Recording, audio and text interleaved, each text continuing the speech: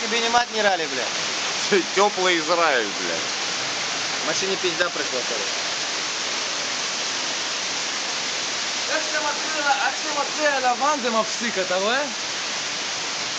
אבל צריך איזה 5 דקות לבן, 5 דקות. כן, יפי. אבל הוא מפסיק, אתה רואה עכשיו, הנה יש גשם עכשיו.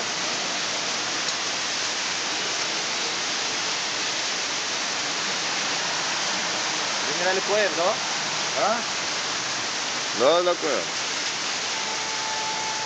זהו, הפסיק? יש עוד קצת, אבל לא...